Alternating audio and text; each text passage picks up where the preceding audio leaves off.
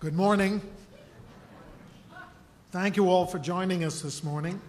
I'm Harold Holzer, and I have the privilege of serving as director of the Roosevelt House Public Policy Institute at Hunter College, the one-time home of Franklin and Eleanor Roosevelt, and, before it became a part of Hunter, the birthplace of the New Deal.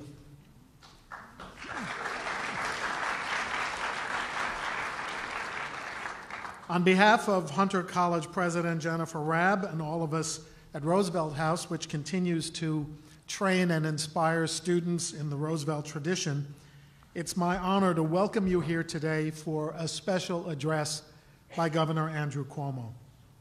Before we begin, I want to acknowledge some of the special guests with us today, among whom I begin with great affection and respect, the former First Lady of the State of New York, Mrs. Matilda Cuomo.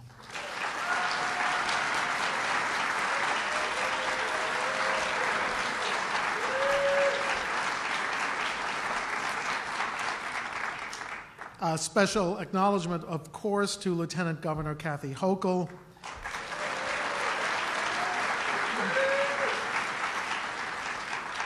members of the governor's administration, labor leaders, community leaders, clergy, and advocates, with special thanks to the City Bar Association for hosting us.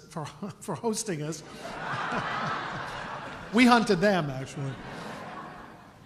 And now to acknowledge a milestone. In 2 weeks, on New Year's Day, we will mark the 90th anniversary of Franklin Delano Roosevelt's inauguration as the 44th governor of New York. We tend to focus exclusively on FDR's accomplishments as president, but beginning on January 1st, 1929, FDR launched a remarkable tenure as governor of the Empire State. And it was a time of enormous challenge. Roosevelt was holding the reins of state government for less than a year when the nation's economy collapsed in the wake of the Great Depression. While the federal government choked in paralysis, Governor Roosevelt pursued bold social and economic policies that not only led the state, but led the nation at a time when leadership was desperately needed and sorely lacking. It was during that time, as governor of New York, that FDR pioneered programs that would later morph into the building blocks of what became the New Deal: minimum wage, public works, and Social Security, which Governor Roosevelt conceived at Roosevelt House a few years later as president-elect, but he was still governor. The historian in me truly believes that the lessons from our past and the examples set by the great leaders of our past can light the way to a better future. At Roosevelt House, where FDR's four freedoms still adorn our walls and inspire our students every day, we're keenly aware of just how relevant Roosevelt's extraordinary life and experience can be in confronting today's challenging times. So we're incredibly grateful to have the opportunity to hear from Governor Cuomo as he answers the question that we posed: what would FDR do today? It's an appropriate question for him at this particular moment because, as I think everyone in this room knows, on January 1st, Andrew Cuomo will be sworn in for his third term as our governor after what can only be described as a historic landslide victory.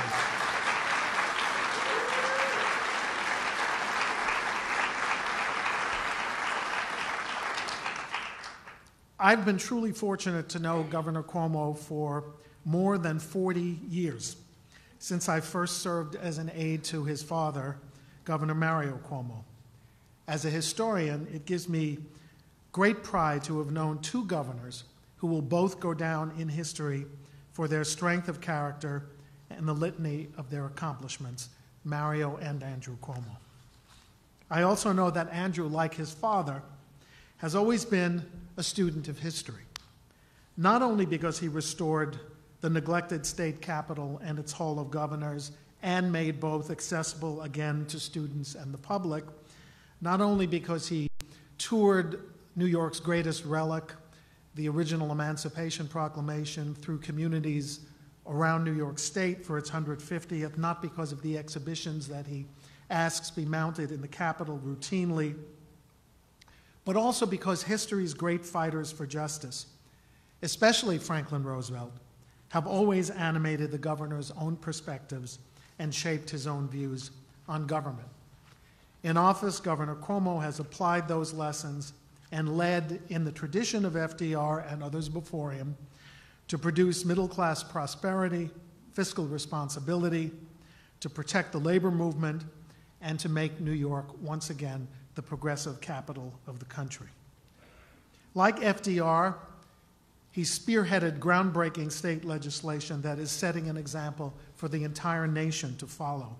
And with the same energy and determination with which Governor Roosevelt once built Hunter College North and infrastructure across the state, and with which President Roosevelt went on to fund the WPA, which included the Triborough Bridge, the East River Drive, high schools, parks, and so many public works. By rebuilding roads, bridges, airports, train stations, and tunnels in the Roosevelt tradition, Governor Cuomo has moved to replicate the Roosevelt record in New York State and has done so with union labor.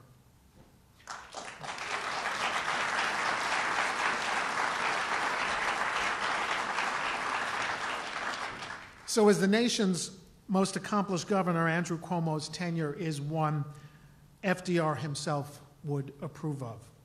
A record that repeats what Roosevelt once called new and untried remedies to solve all the social and economic difficulties of the present. This morning we look forward to hearing more about how New York will lead in the way that only New York can. In another moment of crisis, in the face once again of powerful adversity, in the spirit of FDR. As we remember the 44th governor, it is my great pleasure to introduce the 56th governor of New York State, Andrew Cuomo.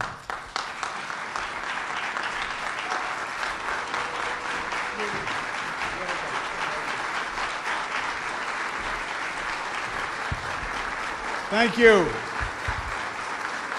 Thank you. Thank you very much. Thank you very, very much. Thank you very, very much. Well, it's an exciting day today, and first let's begin by thanking the New York City Bar Association for all the good work they do and for their courtesy today. Let's thank Brett Parker, our great Lieutenant Governor Kathy Hochul, who does a magnificent job. I want to thank my administration that has been extraordinary. We did win a big election victory, but it was because we made the government work and we delivered for people, and that's a credit to them. And let's give them a round of applause.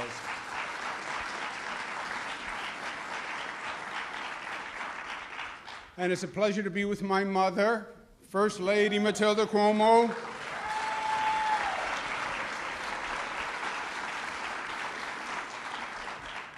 I'll tell you something, but you can't tell anyone else.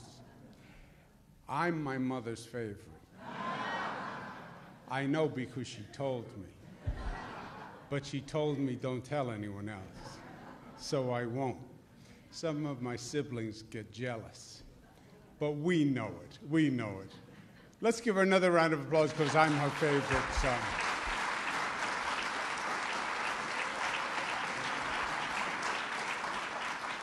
And we have Harold Holzer. It's great to see a Queens boy who makes good. You know Harold Holzer as a renowned academic, as a Lincoln scholar. But as he mentioned, he worked for the state of New York when my father first became governor. He was an advisor. I was working in the governor's office. I was about 25 years old. 25 years old, you know all the answers. You just don't know all the questions yet. And Harold was old, relatively. You know, he had to be in his mid-30s. And when you're 25, mid-30s, you're an old guy. I think he was even married. One of those situations that happens later in life. So he had to deal with what I now call my constructive impatience. I didn't call it that then. But he was fantastic, and I want to thank him very much for the kind introduction and leaving out the not-so-kind parts. Harold Holzer, thank you very much.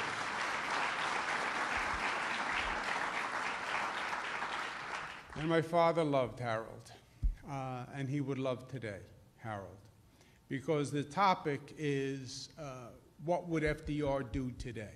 And it's appropriate, it's provocative, and it's timely. And it's something we should talk about. Franklin Delano Roosevelt was the 44th governor of New York State. He was one of my favorite, second only to the greatest governor in the history of the state of New York, Mario Cuomo. But FDR was a strong, powerful personality. He was confident. He was action-oriented. He was a champion for the common men and women, as he liked to say. He felt the pulse of the people. When they were hurting, he demanded that the government respond to ease their pain, and he wanted it done today. His theory of, quote, bold, persistent experimentation highlighted his approach. Try to make a difference. If you fail at first, try again. The only thing we have to fear is fear itself. FDR was not to be constrained by tradition. It ran counter to his natural confidence and his defiant personality, which refused to succumb to the naysayers, the elites, or personal or political paralysis. And FDR, New York, and the nation are the better for it. There are many lessons from FDR that we can and should apply today. His fundamental faith in democracy, his belief that big problems require big solutions, and his ability to make those changes happen, to make the government work, to actually make change. I recently won my third term as governor, as Harold mentioned, in fact, with the highest number of votes in history for a governor in a primary or a general election.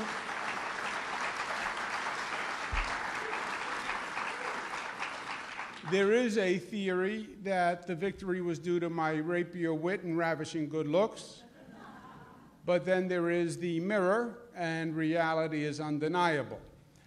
I believe the overwhelming vote was an indicator of the fear and the frustration existing among the body politic today.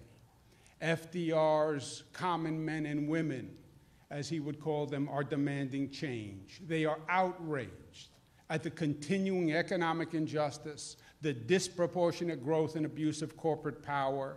They are afraid of Washington's arrogance, disrespect, and dysfunction. And they see their rights and their liberties being attacked as the federal government tries to impose its extreme conservative values on individual citizens. And they are uprising. And it is the same spirit of rebellion that forged this nation from the heavy hand of English tyranny under King George III. Most of all, Americans see the country's social fabric unraveling. And whatever your politics, that is frightening. FDR was called upon to govern in the midst of a great economic crisis that threatened the well-being of the nation. Well, today, my friends, we are called to govern at a time of great social crisis that also threatens the well-being of the nation. And today we see our greatest nightmare. We see our greatest threat, which is Americans in conflict with other Americans. We see this nation's greatest strength, its diversity, being perverted and distorted into its greatest weakness. The rise in white supremacist groups and the Ku Klux Klan and the rise in anti-Semitism and misogyny, this strikes at the core of who we are as a nation. Americans know instinctively that hate begets hate, and that Martin Luther King was right when he said we either live together as brothers and sisters or we perish as fools. Like FDR, we have to take the opportunity to take this crisis, harness the energy, and make it a positive force and not a negative one. and use this energy, use this moment, use this time to pass an agenda that can advance us all for years to come.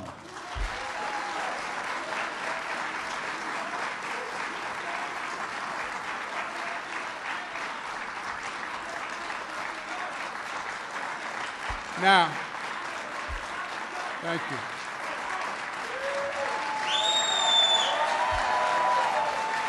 Thank you. Thank you. Thank you. Thank you very much. Thank you very much. So, at this time of great need, FDR would know that there is no time to spare.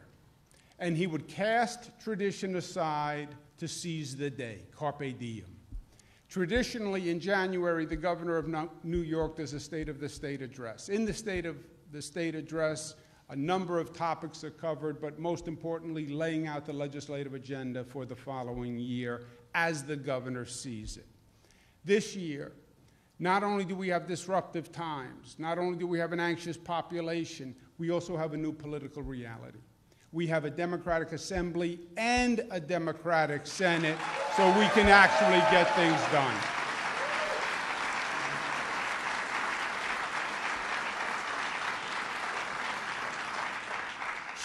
So I want to be able to commence action immediately on the convening of the new legislature in the first week of January. Therefore, today I will outline my top legislative priorities for next year. We must begin by building on the positive. FDR was extraordinary at assessing the political and governmental landscape, and he would build on the strengths and he would reform weaknesses. Now, we've done a lot of good work over the past 8 years, and our state has made much progress, which we must continue and advance. We have pushed the state and nation forward with our progressive initiatives. We made New York State the progressive capital of the nation. We passed marriage equality, changing the national debate.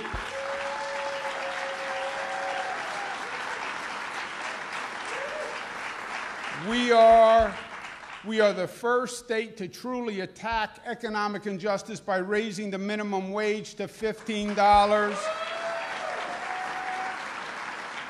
And by passing the best paid family leave and free college tuition program in the United States of America.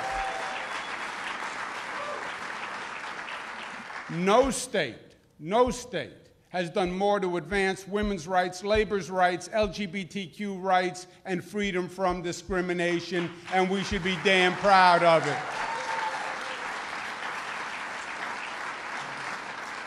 We lead the nation on gun control and climate change. We lead the nation in construction and development, airports, roads, bridges, transportation, building an entirely new economic platform for the future. We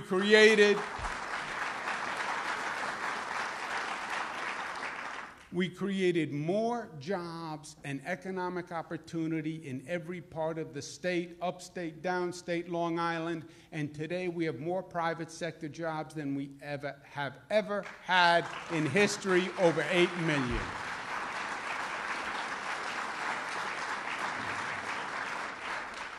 And part of our agenda is we must build on these successes, because these lessons were hard learned, but we now know that they are tried and true.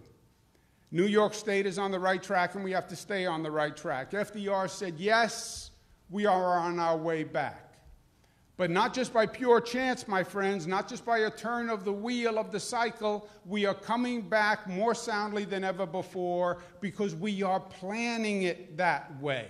And don't let anybody tell you differently. And the same is true with the state of New York. We're coming back because we changed the direction, we changed our policies, we did the work, and that's why this state is at a better level than it's been before.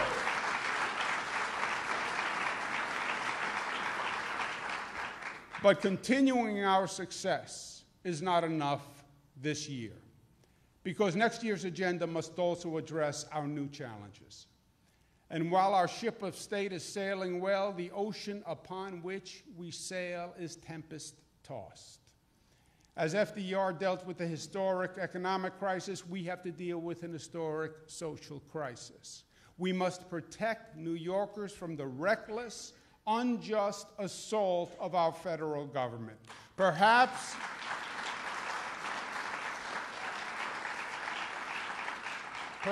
for the first time in our history, we have a federal government that is taking us backwards and violating our civil liberties and national values. We have a president who simply doesn't believe in FDR's famous four freedoms and is affirmatively creating fear and want and stifling freedom of speech and worship. Affirmatively. FDR said, "Let us now and here highly resolve to resume the country's uninterrupted march along the path of real progress, of real justice." That was FDR's continuing theme, doing justice. And it's what my life in public service has been all about, and my father's, doing justice.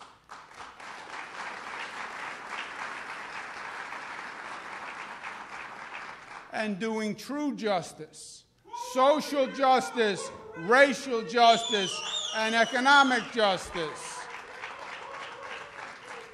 And that's what our agenda should be for next year, a true justice agenda.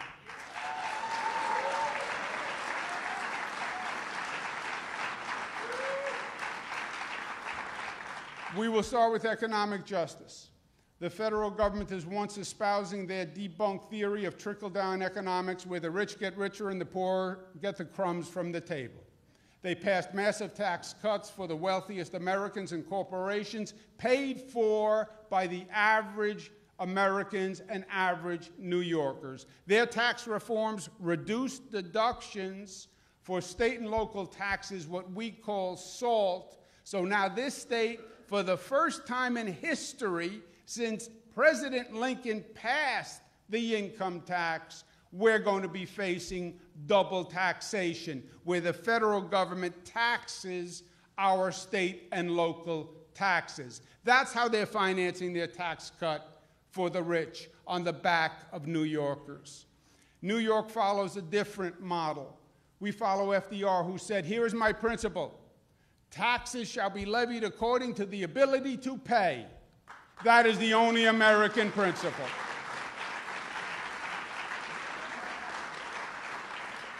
Our state tax code is more progressive today than it has ever been. We must maintain our millionaires' tax, also make permanent our 2% cap on the regressive local property taxes, something that FDR fought against for decades. And we must do that because keeping property taxes down is more important now than ever because of SALT. Contrary to the current federal policy, we believe the people who need help are the hardworking families of New York.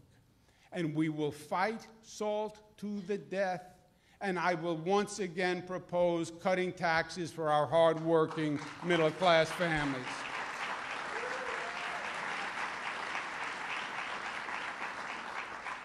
Decent, affordable health care is also part of FDR's four freedoms: freedom from want and freedom from fear. The federal government has continued to roll back the Affordable Care Act, and we will make sure New Yorkers are protected. We must pass legislation protecting those with pre-existing conditions, codifying the health exchange, and ensuring continued access to prescription drug coverage, because New York believes health care is not a luxury. Health care is a basic human right.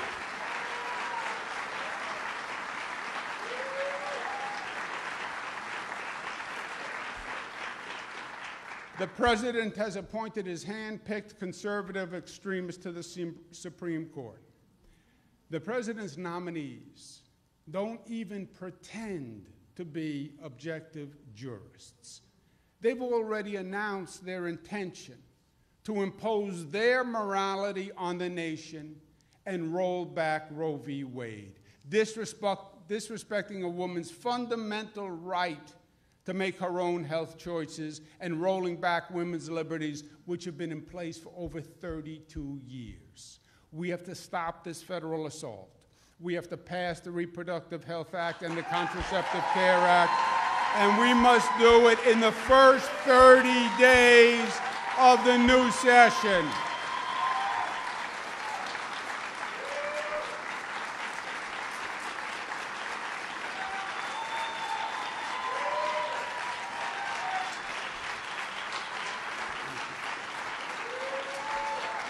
Thank you. With the federal government disrespecting women and attacking their rights, New York will ensure full equality under the law, no exceptions. The hard truth is that sexism is culturalized and it is institutionalized in our society. And it must end, and it must end now. And we've talked about it long enough and done too little. This year we must pass the equal rights law, needs to be passed in New York State this year.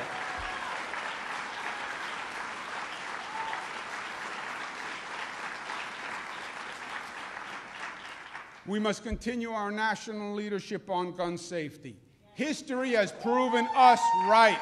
History has proven us right. As history proved us right in our leadership in opposing the death penalty those many years. God bless my father for his leadership.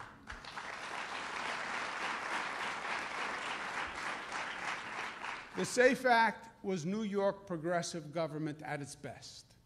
Since then, gun violence has only gotten worse. 2018 was by far the worst year for school shootings in American history. We must act. We must now pass the red flag law, ban bump stocks, and extend the waiting period for purchasing a gun from 3 days to 10 days, because New York must lead the way from this place of madness that this nation is in.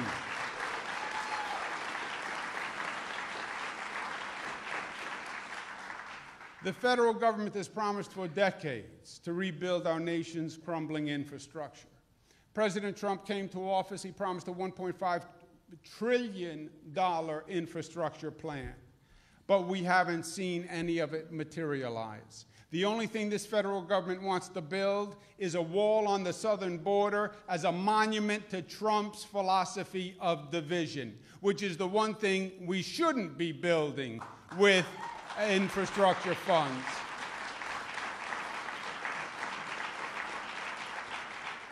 FDR understood that the social needs and the physical needs were interconnected, that the increase in employment by government stimulation of the private sector created good middle-class jobs and advanced the physical capacity of the state.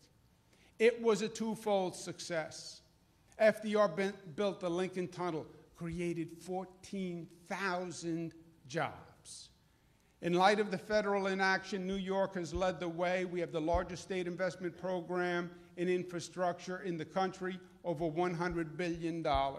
It's working all across the state, and going forward, we have to increase that investment from $100 to $150 billion, creating 500,000 new, good, middle-class labor jobs, and building a global economic platform for generations to come.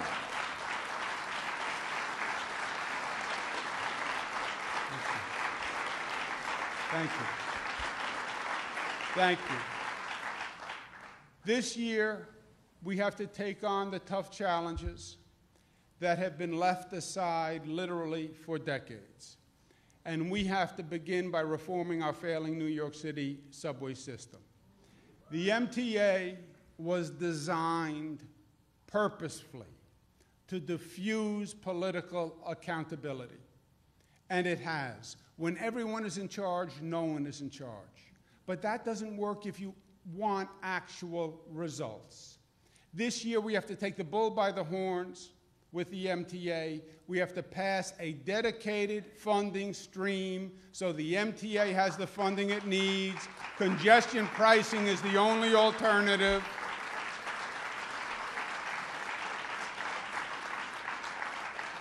But, my friends, we also have to reorganize the MTA. We have to change the culture. The numbers that they produce have to add up. We have to remove and reduce the levels and layer of inactivity and bureaucracy and end the benign neglect.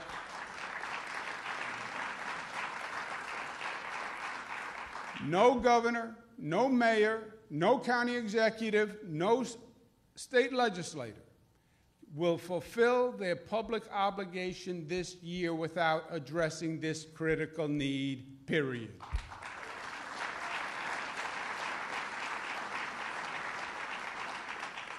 We must bring justice to our education system, and not with hollow rhetoric, but with real reform.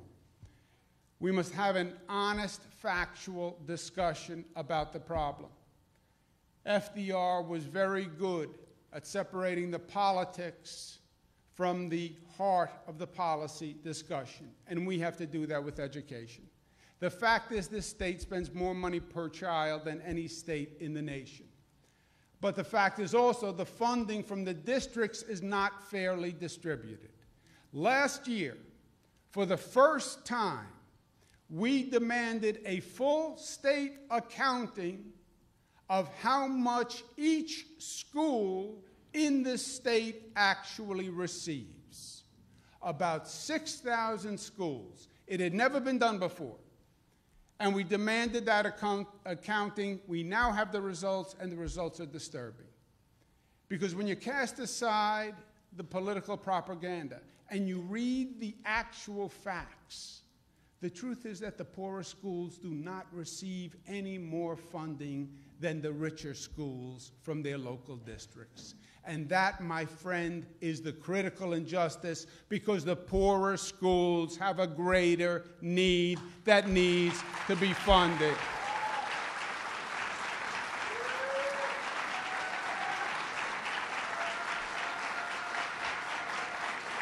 Thank you. It's all a political game when we talk about education all too often. Too many distractions. The CFE lawsuit was resolved 12 years ago under George Pataki. The foundation aid program was stopped by Eliot Spitzer, who started it in the first place 10 years ago. These are ghosts of the past and distractions from the present. The question is the local distribution of aid. That's what we have to focus on if we're actually going to move from political pandering to progressive policy. It's a question of math and theory, not philosophy and political posturing. The state and local districts must provide more aid to needier schools, because every child, rich and poor, black and white, urban and rural, deserves the same quality education.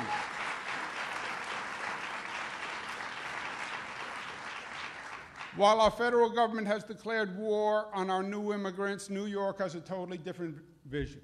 We believe we are all immigrants, and we believe new immigrants are an asset to our economy. We are challenging the federal actions on the southern border as illegal and unconstitutional. We believe it is un-American to rip babies from their mother's arms.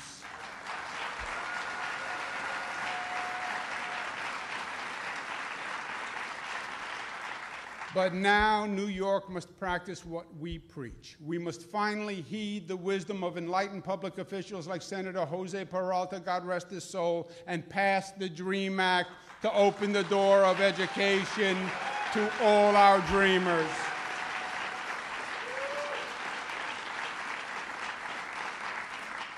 The federal government still denies climate change, remarkably turning a blind eye to their own government's scientific report. I've never seen anything like it, and we've seen a lot from this federal government. But they put out a report that says one thing, and then they publicly deny it. But denial is not a life strategy. And we will never solve a problem that we refuse to admit. Extreme weather is a reality. It is obvious across the globe. It is obvious to anyone with a television set. The consequences of our denial and delay are a matter of life and death, if not for us, then for our children. This is not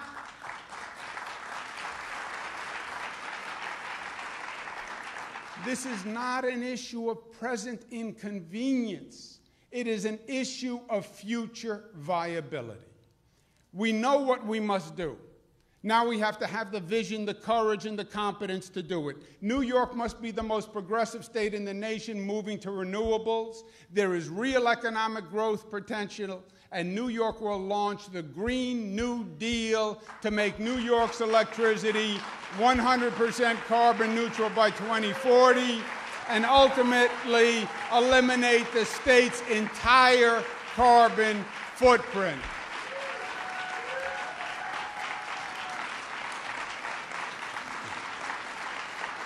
Thank you. Thank you. Thank you. There is a growing water crisis in our state and our nation, a degradation of our bays, rivers, lakes, streams, and especially our drinking water systems. Our industrial past has left the stain of pollution across the state. Industrial toxins have infiltrated many of our natural bodies of water, and drinking water systems, like the Grumman Plume on Long Island, like algal blooms in New York's upstate lakes, they are degrading rapidly and with a frightening speed and consequence. The federal EPA has become impotent, and that's saying it nicely. They are slow to test chemicals, and they're slow to regulate chemicals. New York must stand up, take the lead to clean our water for our children and our children's children, do the science, regulate the chemicals, and leave this planet better than we found it, and we're going to do it this year. To continue our progressive path of justice for all, we must protect our democracy to make sure our government truly represents the people. We have to address the cynicism and skepticism that people feel. That is part of their outrage. And in the meantime, the federal government is working to disenfranchise voters. We have to do the exact opposite and improve our democracy. How do you do it? Automatic voter registration. Make it easier to vote and participate by voting by mail and by early voting. Synchronize the federal and state election days.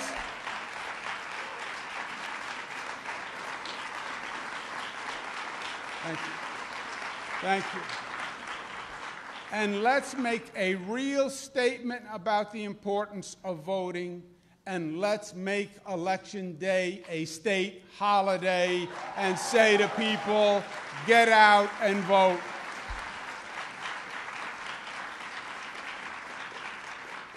We will also increase trust in the democratic system by closing the LLC loophole ban, banning outside income, reforming our campaign finance system, and take a major step by banning any corporate contributions to any political candidate, period.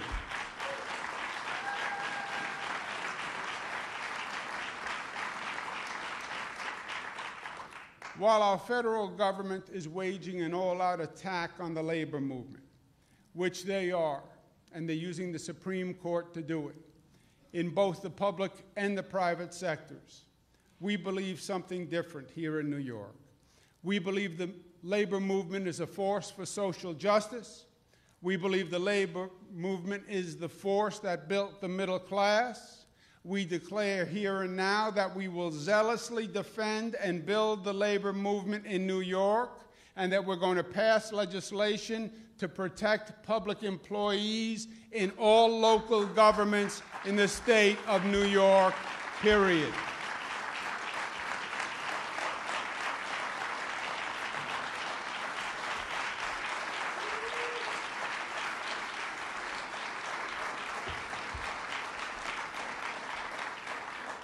This new economy, which is changing dramatically almost every day, the changes pose both opportunity and peril. Most changes normally do. The so-called gig economy is a growing economic engine. Freelancers, independent contractors, consultants are replacing traditional employees. And while many welcome the freedom and the flexibility of these arrangements, there are also pitfalls that go along with the positive. Gig jobs do not come with paid sick leave. They don't come with vacation days, or parental rights, or workers' compensation, or protection against work-related discrimination, or protections against wage and hour violations. We want an economy that moves forward. We want an economy of tomorrow, but we want an economy that moves everyone forward, not just some forward.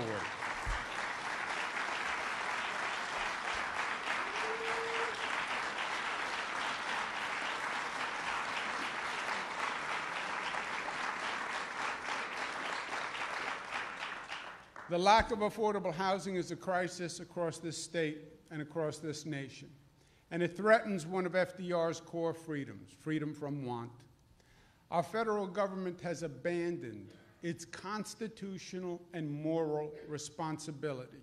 In the 1949 Housing Act, it said that this nation promised safe, clean, decent housing to every American.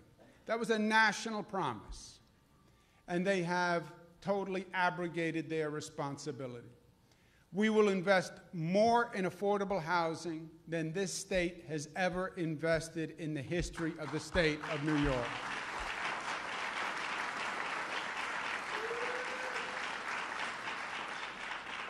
And we will reform our rent regulations, including ending vacancy decontrol to protect affordable housing, and finally and truly respect tenants' rights. Now, a justice agenda means justice for all. The concept of justice and the great symbol of justice is that justice applies to everyone. There is no differentiation with privilege, wealth, or position. It doesn't put anyone above the law.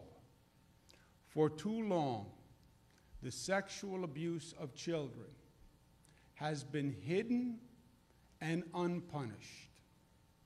And for too long, this state and this nation have had two forms of justice. One for average New Yorkers and one for people of position or people of privilege. That is going to stop.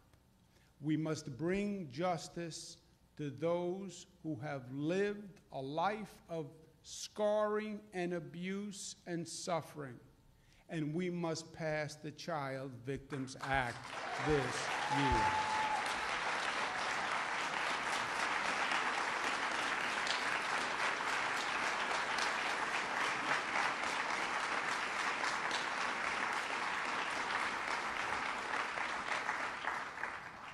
New York State was the first large state to pass marriage equality, but unfortunately we have a federal government that still seeks to discriminate.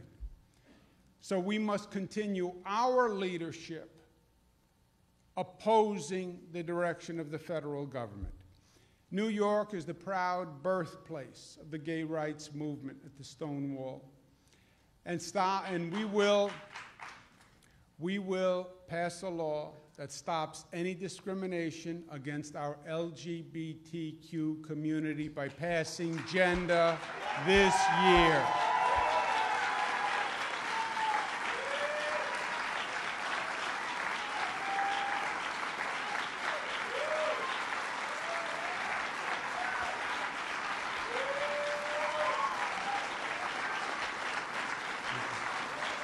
Thank you. Thank you. We will advance our justice agenda and particularly address the forms of injustice that for too long have unfairly targeted the African American and minority communities. FDR said, "No democracy can long survive which does not accept as fundamental to its very existence the recognition of the rights of its minorities." And the fact is, we have had two criminal justice systems, one for the wealthy and the well-off, and one for everyone else. And that's going to end. We must also end the needless and unjust criminal convictions and the debilitating criminal stigma, and let's legalize the adult use of recreational marijuana once and for all.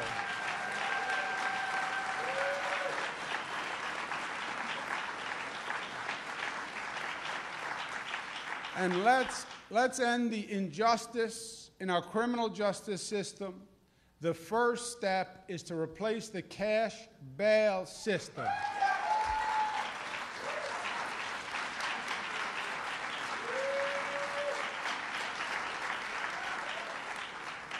A judge should determine the individual's risk of release rather than the individual's access to wealth. And that's why we have to take the cash bail system and end it once and for all.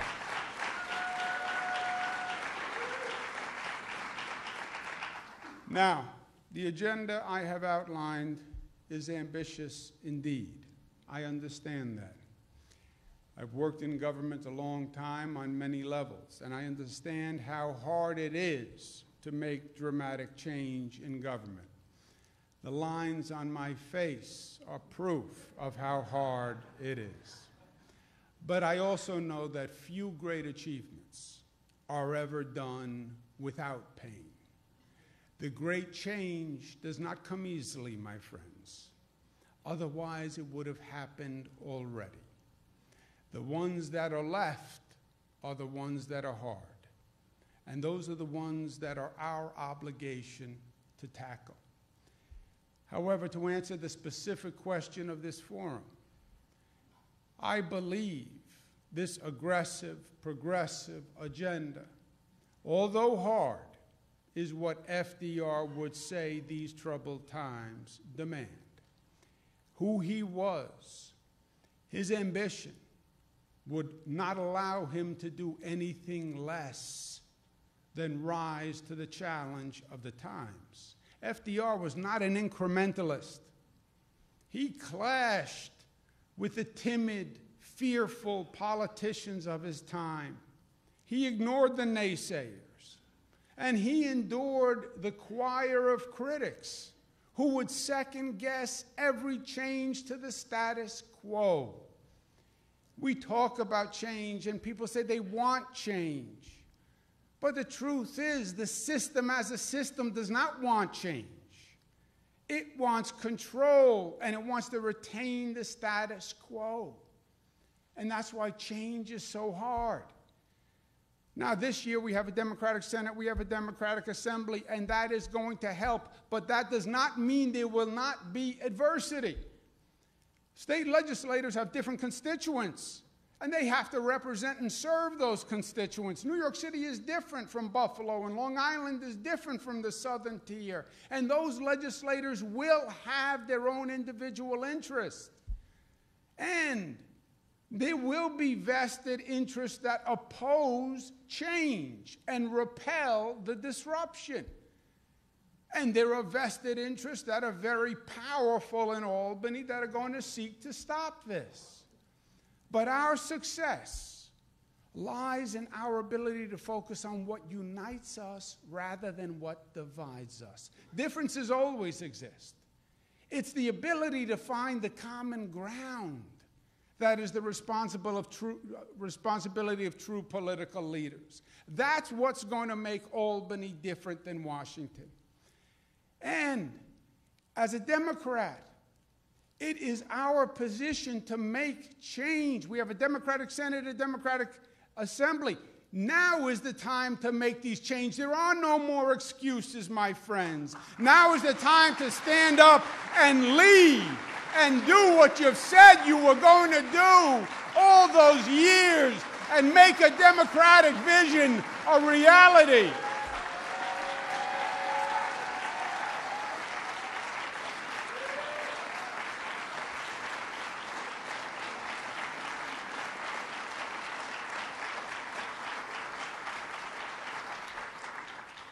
And politics and government are not about talk.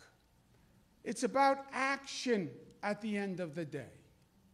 And there is nothing progressive about a politician that fails to accomplish anything in the name of trying to accomplish everything. My father called himself a pragmatic progressive, a real-world, real-life progressive, a hard-working, middle-class guy from Queens progressive, aspiring to be the best we can be in the ideal, but accomplishing the most we can in the real. That was the brilliance of FDR and his Democratic Party, because FDR understood that you cannot spell progressive without progress. You can't be a politician who speaks and raises people's hopes and then accomplishes nothing. His national success was not born from pontification or zealotry or hyperbole or symbolism or celebrity or showmanship. FDR was focused on making a real, tangible difference in the lives of hardworking Americans. And he did it. And he did it. He accomplished it. He made it happen. And the American people knew it. Not because they heard it on a radio or because they saw it on TV, because they lived it in their lives. They saw it on their kitchen table. That's what government is supposed to do. Help me live my life. Make a difference for me and my family. That's what the Democratic Party was all about.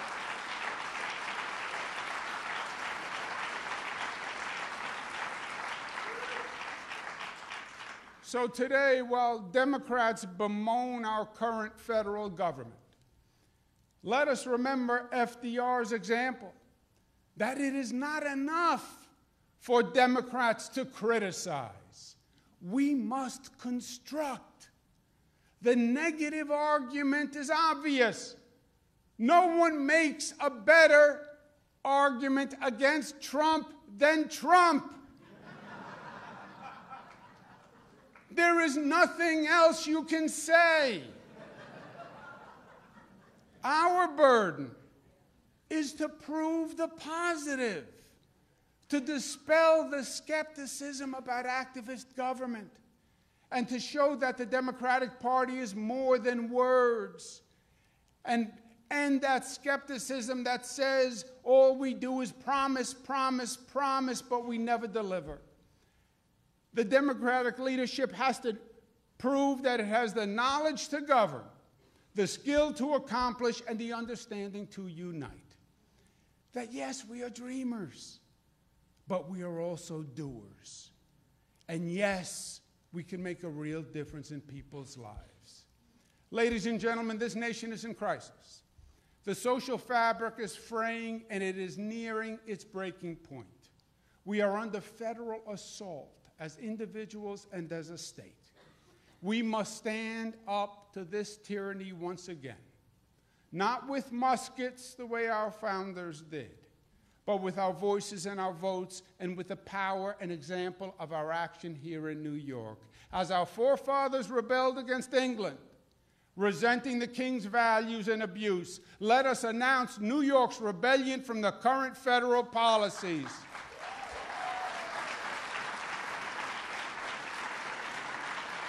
My friends, let this agenda be New York's Declaration of Independence.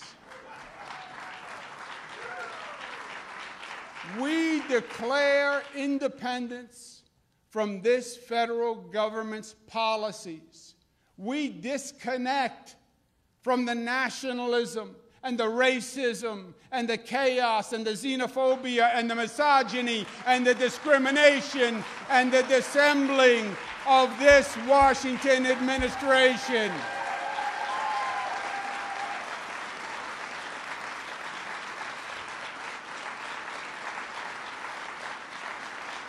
My friends,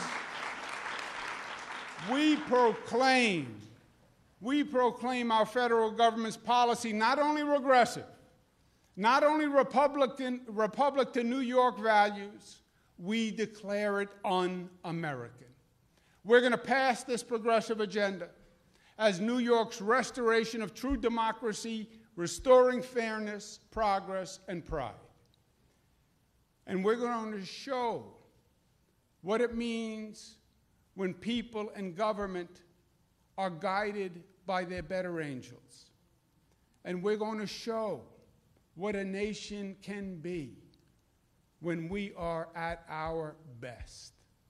Let us show this nation what we can get done, the change we can make, the lives we can better. Let us remind people there's nothing that we can't accomplish when we work together. We are New Yorkers. We do it all. We do it better. We do it first. And let us be inspired by FDR's 1933 New Deal and do it in the first 100 days. Together we can, together we must, together we will, and FDR will look down and smile on all of us. Thank you and God bless you.